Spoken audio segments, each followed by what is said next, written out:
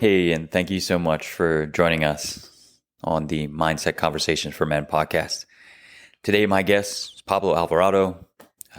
We had an amazing conversation about head trash, how it affects us as men, and how our mindset can change so we can actually use that noise to help us create clarity. You know, it's intriguing, like we were talking about the amount that our body can heal when we're feeding it the right information. And so, you know, when thinking about head trash or what I call noise, right? Noise gets in the way of clarity. Yep. Small things that I've been paying attention to, like extremely deeply, when I'm going for walks, when I'm driving home, when I'm with my children, when I'm getting ready for bed. I was literally telling myself, oh, your hip hurts. Oh, your ankle still isn't right. Oh, maybe your neck. Oh, does your trap hurt a little bit? And what small things. Connecting those dots. Yes. Instead of going, huge. I'm super healthy. Wow. Look at how healthy I am at my age. Wow. I feel so good today. Yeah. That little, right? Those are the little aspects of head trash that they almost fill up the background and are hard to be able to notice. Bring an a very interesting point, because head trash doesn't have to be negative words. Head trash can also be, as you well put it, look at me, how healthy I am, and how this and how that, all trying to elevate your own feelings. Mm-hmm. But if you're lying to yourself, that's also head trash. 100%. How have you experienced that?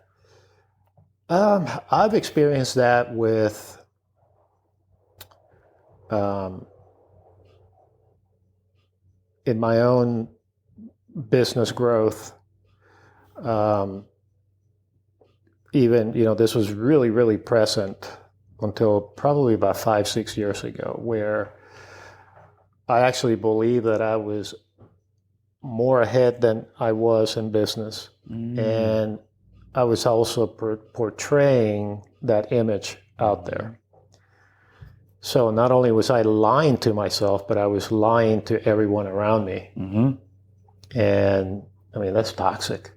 And that's really toxic. Like what's intriguing about that is, I'm sure because it's you were able to see it, and then seeing though why it was there and what you were trying to accomplish. Yeah. Because usually there's a fear or there's a lack. A lack of like, well, I'm not this or I'm not that, so I have to portray this. Is that what you experienced? Yeah, in my upbringing, both my parents, they had very limiting mindsets. So much potential, but very limiting mindset. And my parents accomplished some really good things in their lives, but financially there was a huge gap. And if you measure the efforts, the years that they worked, and what they accumulated at the end, there was a big gap. Okay. And growing up, everything, no, we can't have that because it's too expensive. No, we're not doing this, we're not doing that because we're gonna, we need to save. Instead of saying, you know what, why don't we save for it? Mm-hmm. Why don't we see if we can find a way to make more money so that we can have that? Mm-hmm. That's a totally different mindset. That is. And I grew up with that, and subconsciously it took me years, well into my 40s for me to realize, or actually well into my 30s and 40s for me to realize that I also suffer from that. And even today I catch myself doing that, although I'm using it for legitimate reasons. Nice. And after I graduated high school, I had a good career at the bank. I was with the bank, and the got to a point where I was working with the uber wealthy, some of the wealthiest clients that you can work with. And I made a decent salary, but I had to portray that image. And that place at the bank gave me the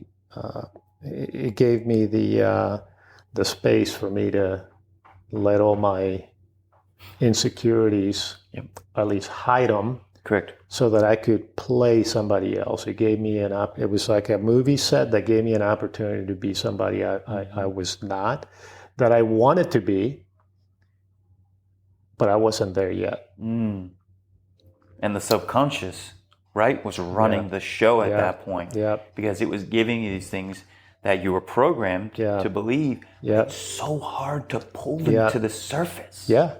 Yeah.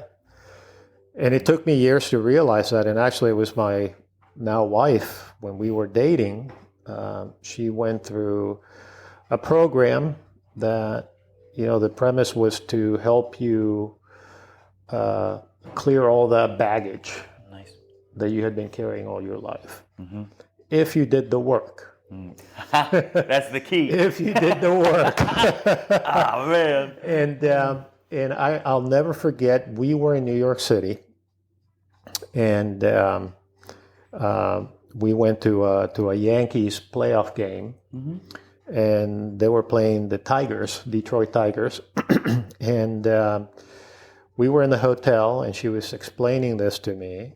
And the reason that she was explaining this to me is because she had noticed some behaviors, especially how I reacted to conflict. And again, the only example of reacting to conflict that I had was either the passive aggressive and sometimes very aggressive tone of voice, because that's all I knew. It was either, if you piss me off, I was either going to go off on you, or I was just going to give you the silent treatment, because the silent treatment was going to hurt you and kill you. And it was going to have you come back to me, crawl back to me, and ask for forgiveness for whatever it is that you did, for crossing me. And that was a mindset.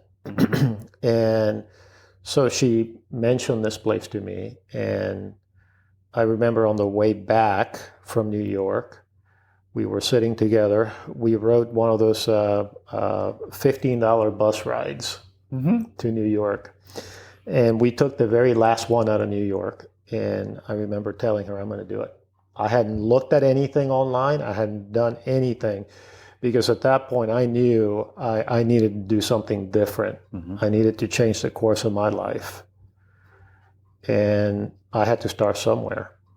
That's how I think that head trash actually can work for us if we're open to having awareness towards it. I think we get stuck in a mind frame, especially as men, that we have to put on this persona that we have everything figured out and that we are super wealthy and accomplished. But I think it really fucks us over. Because it doesn't allow us to take a look at ourselves. And then when we're presented opportunities to reflect on the head trash or that noise that gets in the way of clarity, we just brush them off. I don't need that.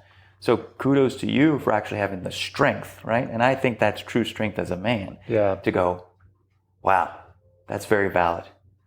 Maybe I need to look into this. And then maybe I need to do the work.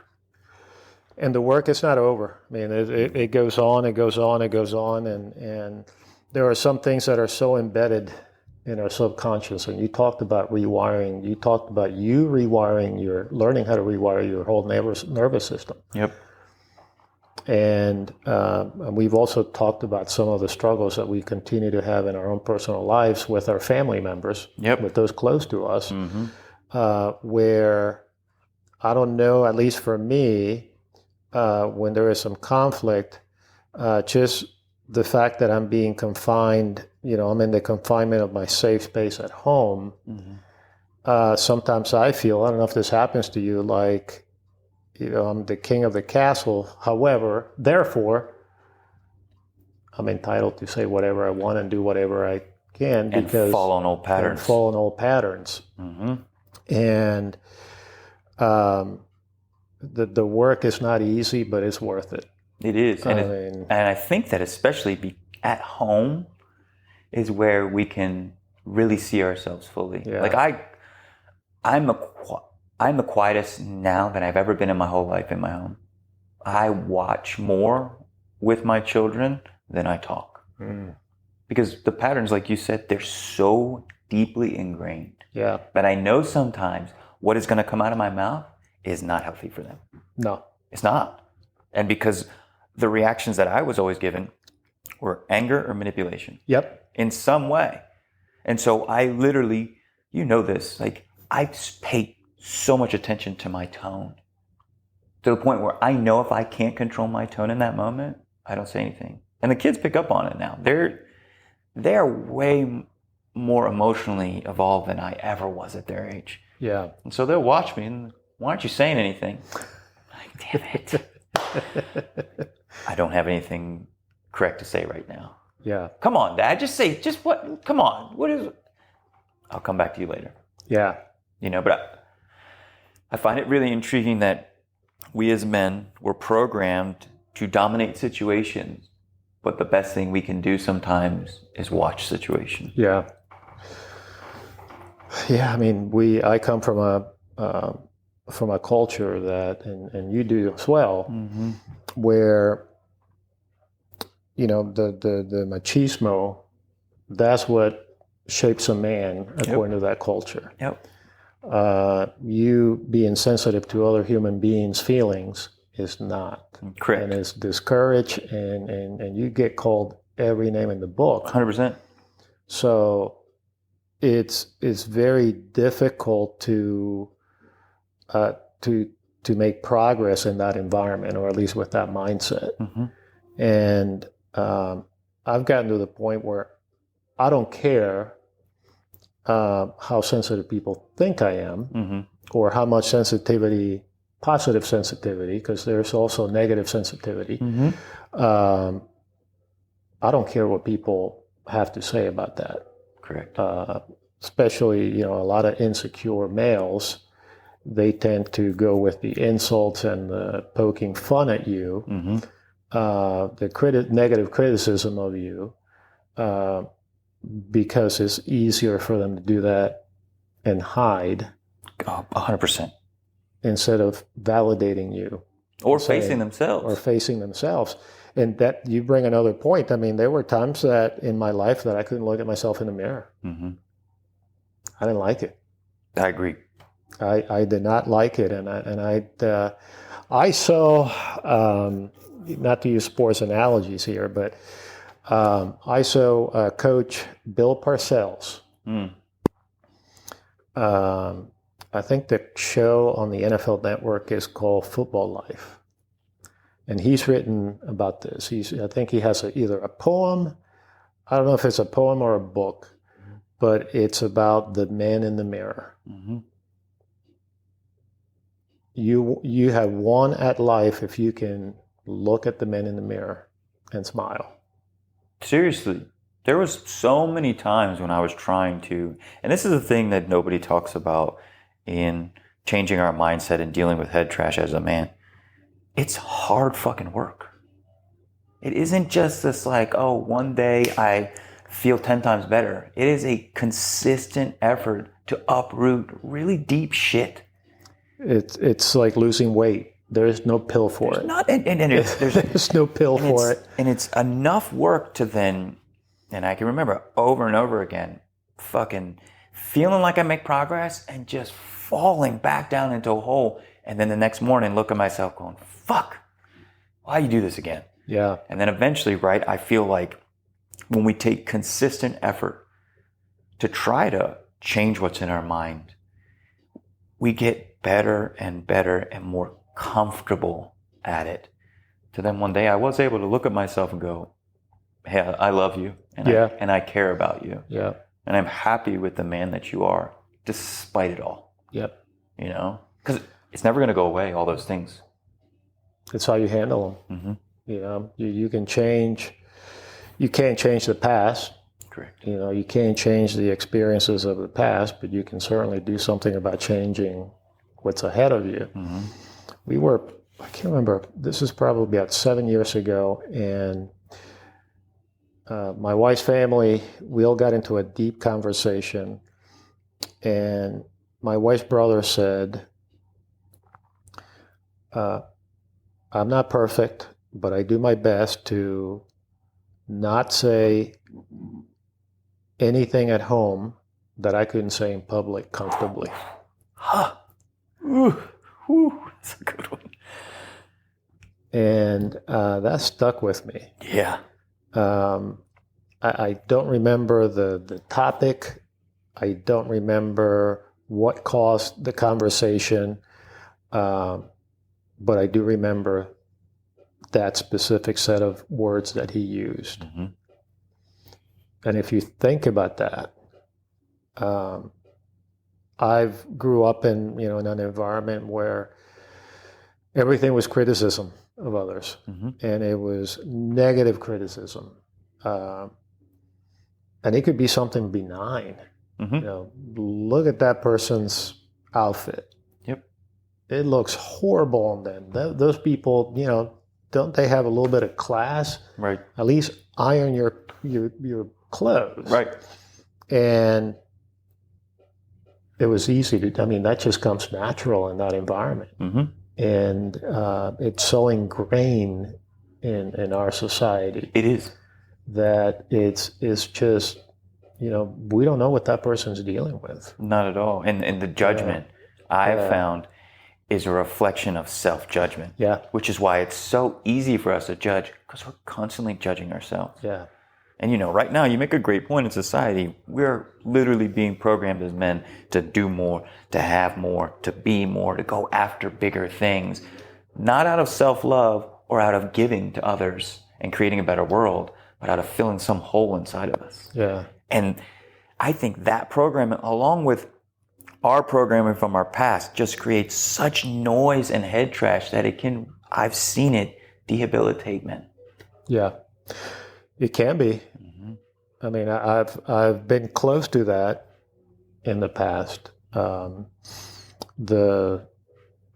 courses and that I told you about earlier that my now wife pointed out to me. I did went through the courses, and that was one of the first times that I remember saying, if I'm going to do this, I got to do this right. And part of that is calling people in your life that you needed to come clean with or express something that may not be pleasant for them.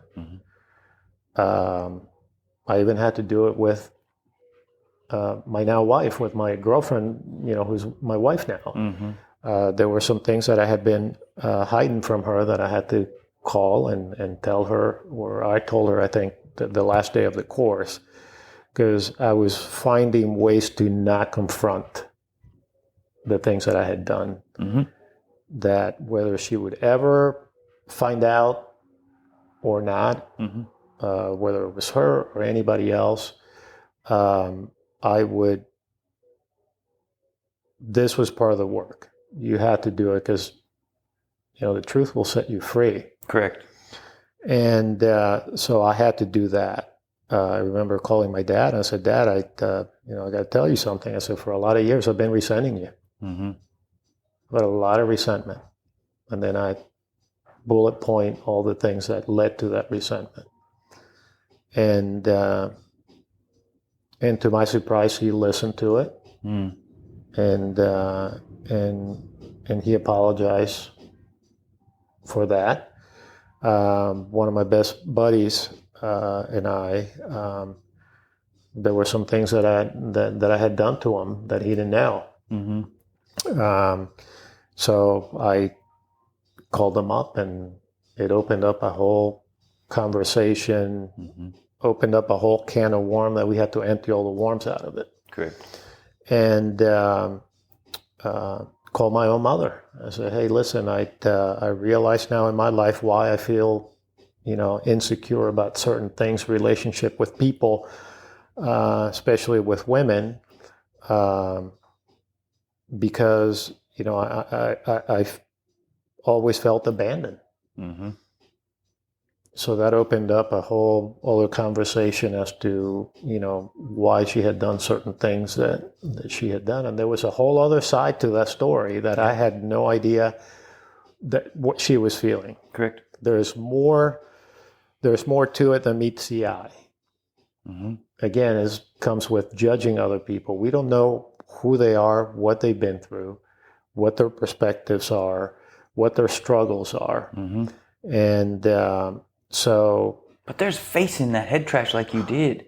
There's power in it. And that's where I think the head trash, if we know how to objectively look at it, it gives us power. Because I had to do the same thing with my mom to the point where I hold no grudges.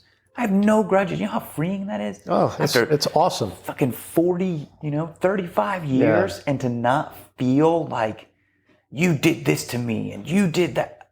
I don't even know what that weight feels like. And that's all I knew. Yeah, this journey allowed me to,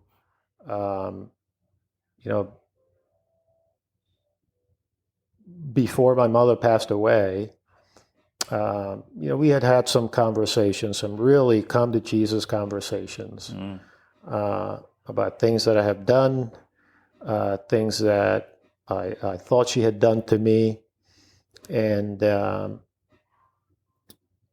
remember telling her the night, and this wasn't the first time that we had conversations in these terms, but a couple days before she left to Nicaragua, right before COVID, which was 6 weeks before she passed away. Okay.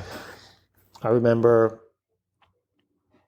I was sitting on her bed. She was sitting on her chair where she watched TV. She was hooked to an oxygen tank.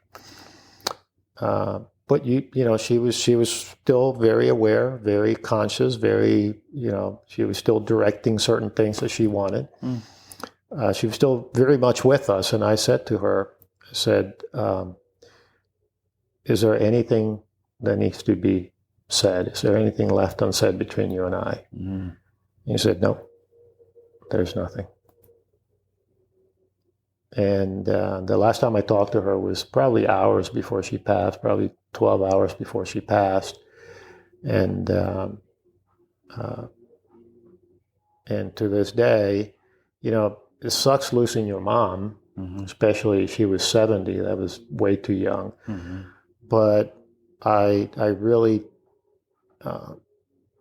there's this fulfilling feeling in my heart that, there was nothing left unsaid. There was nothing that didn't get resolved. And without you facing that head trash, that noise, who knows? Who knows? Who knows? And that's the beauty of the work that you did, though. So I want to thank you. Say that's amazing that you've done that.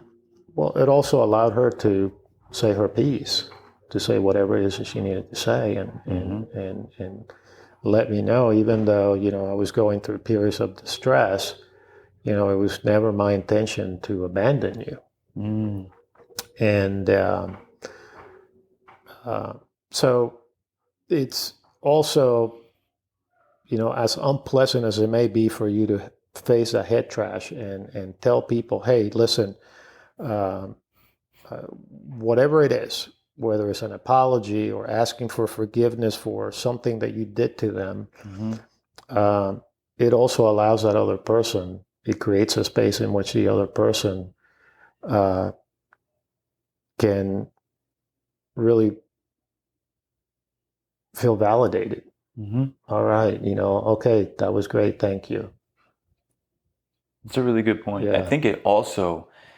Great, because that's one side of it. The other side of it's healthy boundaries. Yeah. I think when we listen to that noise in our minds that are saying like, hey, this person just did this, I'm not too sure about that. Yeah. We might need to have a conversation with them. Yeah. And I think, this is something you and I have talked about, is like working on our tone, working on our communication allows us to take that noise, that head trash, understand our own healthy boundaries, and then share them with others to open a conversation and not just shut down a relationship. Yeah.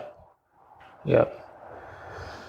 shutting down a relationship or shutting down the conversation, that to me, based on my own experiences, I look back and I said, how cowardly of me, or how ugly of me to really take somebody's power away and be so rude. And be so rude and not give that person the respect and dignity that they deserve. But we weren't given the tools. Yeah. We literally were not taught how to communicate. Yeah. Like we were taught how to dominate. Right. That's what we were taught was the thing to do. And so it was like a complete reworking of our minds and our nervous system, because it's a visceral feeling. I can still to this day watch it come into my nervous system and my stomach to start to knot and my chest to expand. When somebody says something that doesn't sit right with me and me having to literally stop. No, I'm not choosing this right now. I'm going to listen, and then I'm going to ask a question. It's funny how you describe that to a T. The feeling on your stomach, the chest expanding, and your fists. Yep.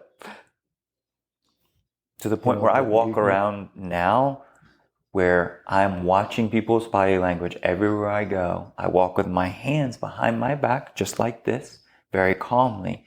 I bend my knees a little bit and I tuck my chin slightly. And then I watch. And I watch what their body language does when I do that. And I've literally watched people open up. Just because I'm not in any way trying to dominate. Yeah. I'm literally creating an open space for them.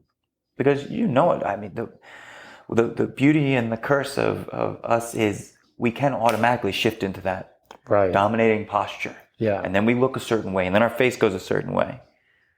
But that's also the awareness behind that. We can use that to then make ourselves appear more open and then help others share or feel comfortable or feel like they have their own space around us. Yeah. Yeah, the body language, man. I through videos, I mean, I like watching videos of all sorts. I mean, I have YouTube Premium, and I love the no ads. Nice. And I watch podcasts, and sometimes, my guilty pleasure is to watch funny videos and cats get me. Whatever. Yeah, cats. Cats. I don't know what it's about cats. No, they don't do anything for me, but every time, man. Watches do it for me. Okay. Watches, people taking apart watches and putting them back together. Yeah. That's so interesting. It's how if I was to take a watch apart and try to put it back, there's no way. Every time I'm like posting on social media, because I have this thing, create, don't consume. Yeah. So every time I'll be posting it, and then a cat video will pop up, and a cat will do something silly, and I'll just I'll be in here just busting out laughing. Yeah. People walk by looking at me strange, and I'm like, cats got me again. Yeah, and I don't know where I was going with that, but I like to watch videos, but the posture, the posture, and communication. There was a video of I think it was a former FBI or former law enforcement, and giving just anybody that comes in contact. You could come in contact with law enforcement for any reason at any moment, especially in a traffic stop, or if you're somewhere and you feel that the officer is maybe being a little more aggressive than you would want it to be. Instead of raising your voice, they're talking about that. Lower your tone, lower your posture. And at some point, I think one of them said, even put your hands together like this, where they can see your hands and they can see that you're not doing anything to indicate that you're being aggressive. And thinking about that could be with anyone. I mean, you just said it right there. So I went to this documentary premiere. Shout out Dr. Johns. He's doing amazing work. And in it, he got into the actual data of how we interact as human beings. The heart puts out an electromagnetic field that's over 4 feet around us. Oh, wow. And they've proven through quantum entanglement that if change your actual disposition, your body language, you're a calming person, that gets to the other person around you and you can change how they are. Boggled my mind, man. And this guy, like, he has all of the scientific data to back up how quantum physics and neuroscience shows this with the data. That's amazing. Isn't it? And so it's like, I think when we're empowered with that information, it helps us take what's in here, calm it down, make it work for us, and then enter into situations. Because if I'm brutally honest, right, I want to control situations. I want to always be the calm in the storm. I want to be able to walk into any room, good or bad, and be in control. Because I know if I can control in here, I can control out here. Sure. Not to manipulate others, no, but to create space for others. Yeah. And so that control that happens in here, right? I think that's a superpower that we can cultivate, but it takes a lot of work. Takes a lot of patience, takes a lot of fortitude. I mean, I've been in situations where I've had, a guy in front of me just being, aggressive, and all I want to do is punch him in the mouth. Yep. Especially if I know I can. Mm-hmm. When I get to a certain point, and this is probably more negative than positive, if I get to a certain level of anger, there is no fear of anything. There is no fear. I don't care how big you are, how much bigger you are. Yeah. My mind starts formulating, you can take this guy down by doing X, Y, and Z, and it will probably work if he doesn't get to me first. Right. But where does that take you? Yep. I mean, I run a business, where if my clients realize that that's my reaction outside of work, they probably wouldn't do business with me. You're right. Why would they do business with somebody who... And that's so there's a short circuit in your brain that when it reaches a certain fight or flight mode, there is no cognitive reasoning. Yeah. There's nothing. There is just, okay, I need to protect myself. This has to happen. Yeah. I am going to do X, Y, and Z. Yeah. It's so interesting. It's interesting. Yeah, the fight or flight. I don't know that we it's there. Is there for a reason. I don't know how much research there is, but you've talked about rewiring your nervous system to gain more control of yourself, your emotions, and therefore be more responsive at assessing the environment. It's like, so imagine you went to a pool 3 times a day and you practice holding your breath underwater. After 6 months, you're going to have improvement, right? You're going to be able to hold your breath. To me, it's the same thing as fight or flight or calm focus. If you can literally practice watching your nervous system, put it into calm focus over and over again, see it go into fight or flight, put it back over here, over time, you're going to be more over on this side. So when these things pop up, your nervous system isn't so close to it that boom, short circuit, right? So the more you start to focus on that, whether it's through meditation, breath work, working out, jiu-jitsu, any type of fight training, taking calm walks even, you're slowly getting your nervous system out of the sympathetic and more used to being in the parasympathetic, which is that calm focus. And so, I had to do this. I had to, because my nervous system was always fight or flight. It was just anything would just set me off. When we're talking, what's the opposite of head trash? What fixes head trash? And you're talking about, changing your mindset.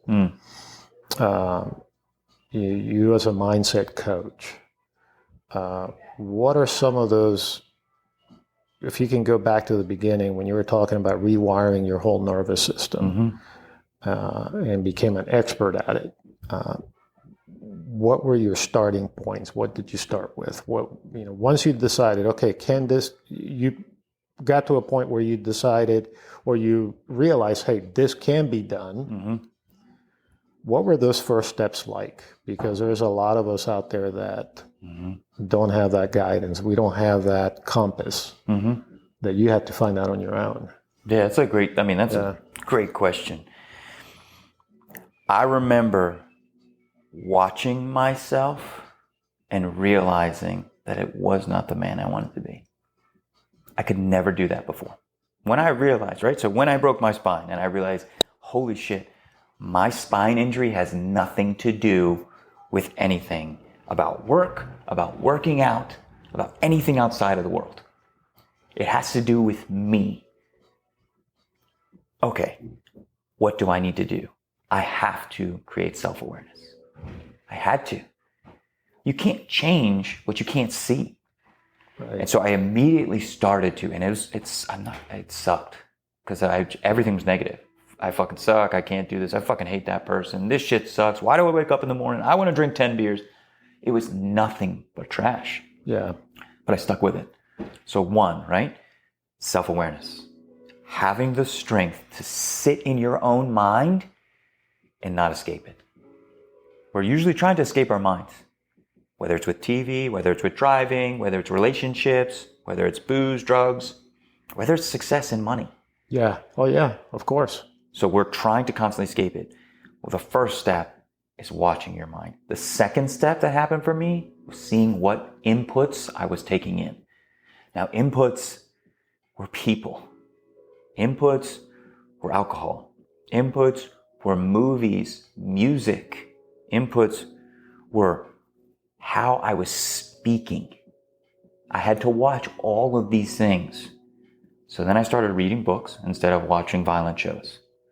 And I stopped listening to, I used to listen to some super anywhere from nasty rap to for real. I look back and I'm like, what the fuck? But then I would also listen to heavy metal, new age metal, popish, but tons of cursing. Yeah. So then I started reading books. I started to watch what I would say. Oh no, I can't do that because I'm fucking no good at that. Well, I just put a limitation out there for no reason. Right. I just gave myself a limitation. Sure. And then the TV and stuff, I stopped watching violent shows and started watching funny shows. So, right, first, creating that self-awareness. It's not the easiest part. That's, to me, the hardest part, is being okay with sitting in self-awareness and not running from it. Two, once you can do that, paying attention to all your inputs. Inputs create outputs. So if we want an external world that's calm, that's peaceful, where we're in control, and we can actually create life, we have to be able to focus on the things that are coming in. Those are hard. All I knew was drinking every day, getting off. When I worked on race cars, that's all we did. That was the whole fun part of it. Yeah. It didn't serve me anymore. Right. It literally didn't work for me anymore. And so starting with those two key things can change anyone's life.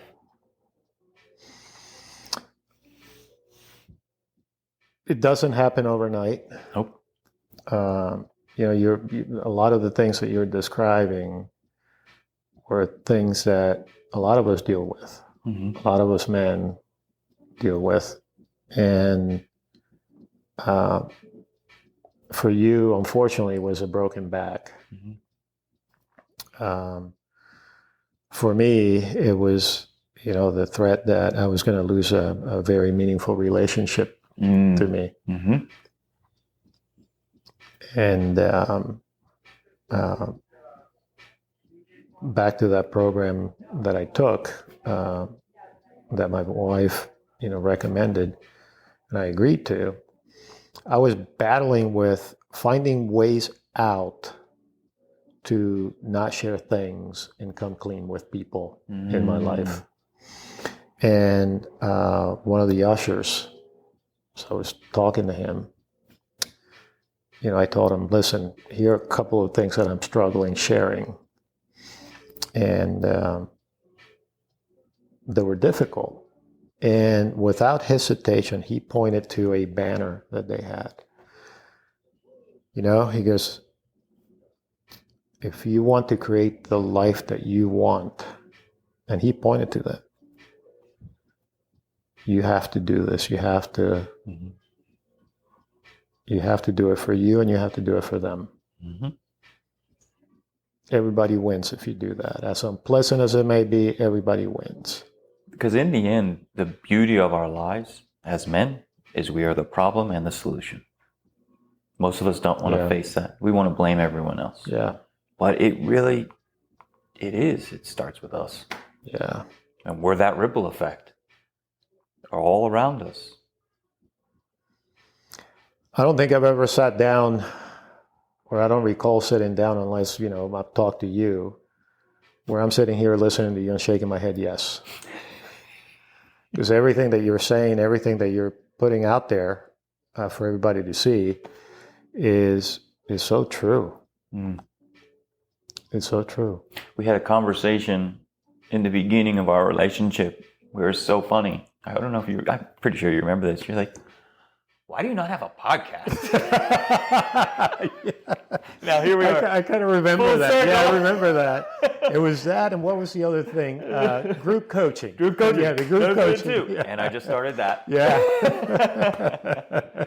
That was funny. Yeah, because we were sitting at your office in Severna Park. We were sitting there talking like this, and you might have even had a light. Yep. And it smells like a podcast to me. Yes. There is a couple of podcasts that I watch. I can't sit there and watch a 2-hour episode. Mm-hmm. It may take me a week to watch a full episode. Mm-hmm. What is the guy's name? But it's a Diary of a CEO on YouTube. Mm-hmm. And man, he's got some heavy hitter guests. And the last one I watched, it took me about 4 days to watch, but it was about communication and a lot of the same things that we're talking about, how to stay composed and how to, some ways that you can address the fight or flight response. Instead of yelling to your kid, you're this, that, and the other, bleep, bleep, bleep. Mm-hmm. Talks about exactly what you just told me you did. Mm-hmm. You do at home. You take 10 seconds before you give a reply. Yep. And if after 10 seconds you don't have that reply, take another 10 seconds. Take as many 10 seconds as you need. Yep. And sometimes it's okay to say, if you're in a conflict type of situation, communicating, whether it be a spouse or a family member, a coworker, wherever it may be, it's okay to say, you know what, I think it's best that we table this conversation. Yes, de-escalation. Yeah. De-escalation is so huge now in our society. Yeah. And I think that's like one of the things that I really try to practice and teach my clients. Yeah. Is understand that not everything needs a reaction. Right. Like we can pause on things so that we then can be calm. Yeah. And then when we're ready, well, we can create action, not reaction. Yeah. Yeah. I've heard it many times, especially, in during election season when, tempers are all over the place. It's a tug of war. Mm-hmm. And if you're on this side, you're a horrible person. If you're on this side, you're a horrible person. And nobody talks to each other anymore. But talking about people's opinion, and it makes sense to me if you know that there's a lot of judgments, a lot of negativity out there, and we understand that all those things stem from personal insecurities. You're projecting something, or you're trying to get away from something. It's just easier to blame others. Mm-hmm. I think if we can understand that, I think it makes it a lot easier for us to just let things just roll off your back, because they really have no meaning. And they have nothing to do with you. And they have nothing to do with you. It has all to do with them. Yep. And I had another buddy of mine who has a podcast, and he wrote a couple of books. And he talks about, somebody's going to have a different opinion than you. Mm-hmm. And in most cases, and probably 99% of the cases, it is not worth for you to engage. Mm-hmm. If you have an opinion of me, or if you have an opinion of something I have done, I think he was talking in the context of the upcoming election. Somebody thinks that the person that I'm supporting is this, that, or the other, it's okay. Okay, cool. Keep your opinion. That's fine. Yep. That's your opinion. Yeah, I have this saying that I often have to bring into the forefront of mind. It's NIP, N-I-P. Nothing is personal. Literally nothing. That's cool. Nothing anybody says is personal. Right? You just, whenever I watch somebody and then I see their energy rise up in a negative manner, and I watch them approach me, and I start to see them literally putting their things onto me, I just go, well, check, nip, interesting. And then that's what I'll say. Well, in the WhatsApp group chat, somebody dropped a comment, and then somebody that's been in the circle for like a year or so, he used my saying, and I was so happy. It cracked me up so much because he just responded, that is interesting. I was, hey, you don't do that. That's my line. And everybody started cracking up. Like, beautiful. That's interesting. Yep. It took me, this last couple of things that we've shared took me to a movie, Patrick Swayze. What was that movie where he was a bartender or he worked for that bar? It's an 80s movie. Roadhouse. Thank you, Roadhouse. Where one of the guys says, what if they call your mother a whore? He replied with, is she? Yes. Seriously. Like, okay. How fun is that? No explanation needed there. Correct. Right? He didn't take that personal at all. He doesn't care. Yeah. I love that. I love that. To me, that's actual communication. Yeah. That's knowing that literally nothing anyone says should affect you. I was probably 16, 17 when that movie came out. And it just came to mind. I was like, okay, yeah, that was a brilliant answer. It was. That's cool, man. Yeah. So I think before we close up, if you just want to share anything about what you're doing, because I know that you're doing great in your business. You have a lot of great clients. You're very good at what you do. So I just wanted to open the floor. You can share anything with anybody. I appreciate that. Right now I'm in a place that I'm, talking about head trash. I want to take on some head trash. There is so much head trash. I'm going to be 53 this year. Mm-hmm. So that's possibly 50 years of head trash that I need to clean up. Mm-hmm. And one of those things is the rebranding of my business. And I feel that a platform like this, where this is going to be out there for anybody to see, it's a good place to hold myself accountable in declaring that I am going to move forward and rebrand my business. And the story, the backstory on that. It's awesome. My ultimate goal is to help people retire on their terms. For some people, the lavish lifestyle is going to be possible. For other people, it's going to be a moderate, and for other people, it's going to be something less than moderate. But we got to have a plan. Mm-hmm. We got to put some things in place now, and I am focused on helping people reach their full financial potential, whatever that may be. The statistics don't lie. About 2/3 of us here in the United States are either behind on retirement planning, or they're just simply not going to meet their goals. And that's almost 70% of the population, 2/3 of the population on a recent survey by JP Morgan and Social Security. So it's very reputable. And so my goal is to save as many people as I can and show them what is possible, because information is power. Mm-hmm. If you know you have X and this is your finite number, then I teach people, let's find a place where you can make that work. Mm-hmm. Nice. And so that's my goal. I just want to help people retire on their own terms and whatever, reach their full financial potential, whatever that may be. And the thing I thoroughly enjoy about our relationship and about you is you genuinely care, and it shows through. You genuinely care not only about others, but you care about the clients. And it's not, a lot of times people enter your business, it is just about the money, and it's never been that way with you. And so I really am grateful for you. It's never about that. the money. I struggle with having clients who all they're good for is billing and fill my own pockets. And good luck to them at the end. I've always struggled with that. If you do the right thing for people, the money will be there. I agree. And congratulations. You have to do your own work too, though, financially. Yeah, you do. There's a lot of work, and I had to, probably at another podcast, we'll share more, but I had to come to face with that because I was not doing the right things, and I was telling people to do the right things. So I got to a point where I felt like I was being a fraud. The mirror. It was a mirror for you. Well, I'm really happy for you that you're moving forward because you deserve it. Thank you. Good job. All right, man. Appreciate Good to see you, brother. Thanks. Awesome. Yeah, thanks for having me. Yeah, of course.